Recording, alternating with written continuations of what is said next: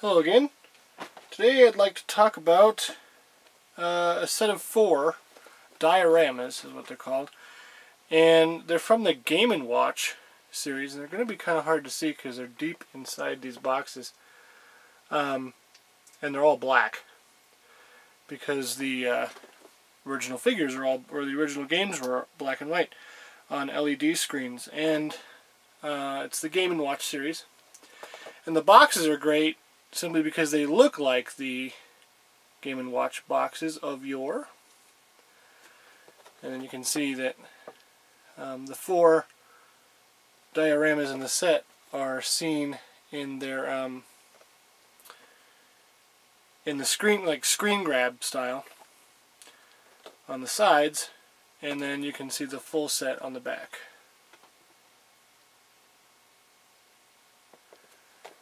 And there's just some company information on the back. These are made by Presto. You can see that on the top there. And mine are flat now, but you can see they had a little handle on them. I'm not really sure why. Probably just to hang them for retail. But yeah, there's, I don't know, kind of looks like a little lunchbox. Let me see if I can find a year on this, because I'm always interested in what year these come in.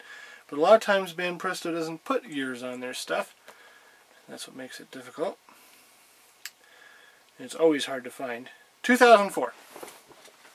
Okay. And this particular one is Chef. I don't know if you can see.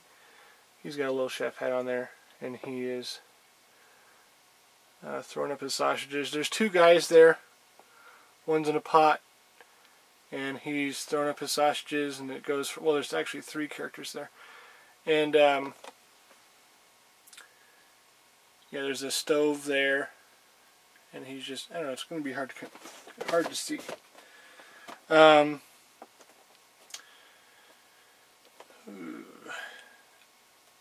This one's called Parachute,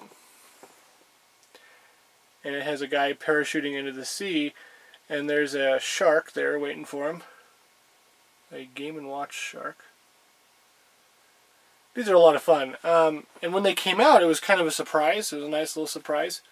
A lot of collectors snapped them up, but then they kind of just sat for a long time in retail stores, so there was never a further set made or anything like that, another set of 4 or anything like that, because there's tons and tons and tons of Game & Watch games. I don't know if you guys know much about Game & Watch, but it was the precursor to the Game Boy. And they're like, I don't know if you guys ever had like Tiger Electronic games that were just like little simple LED games. And you know, Nintendo used a lot of the staple characters that they had at the time to do some of them, like Mario's Cement Factory and Donkey Kong Hockey and all those crazy games. This one is Manhole, and you can see the characters trying to place manholes over the characters trying to walk across. And then there's a character with a bell hanging out of a window. So all those characters and enemies and things that the games are pretty complex for their time, and you can find you can play these games on the Game Boy Games Game & Watch gallery. A lot of them are great time wasters. They'd be a lot of fun on, I don't know, like iPhones and stuff today, but you know that won't happen. Kind of like an updated version would be fun. And there's, in the Game & Watch galleries, there's modern versions of them with the Mario characters. Let's take a look at the last one. It's probably my favorite. This is Octopus.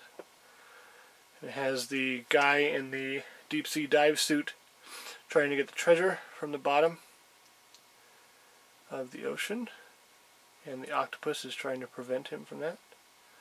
And what's funny is there's lots of little, actually on the dioramas, you can see a screenshot from the game, but it's often obscured by the characters because they kind of wanted to make it look like the figures were popping out of the screen. So you can kind of see what's going on, you kind of can't, but really, this is kind of the only merchandise, official merchandise, available for Mr. Game & Watch, for all you Super Smash Brothers aficionados out there and collectors. That would be it for Mr. Game & Watch. So the whole set of 4, Octopus, Manhole, Chef, and Parachute, look really nice together. So to finish my thought from ages ago, they kind of sat in retailers, and then they weren't, eventually they were all snapped up because people realized that they were available. And now they're really coveted. Maybe because of Mr. Game & Watch's appearance in Melee and Brawl. I'm not sure, he's a pretty popular character. But for some reason these went crazy. To find them, it would be pretty tough. I'd say it'd be hard to search. You'd have to do a lot of stuff on Yahoo Japan auctions to try to find these. I do see them pop up on eBay, but when they pop up on eBay, they're typically around $100 each. When they first came out, they were about, I think, 15 or 20 each. They weren't that expensive for a nice boxed diorama figure with good sculpts, and just a neat idea to have these characters popping out of the screen.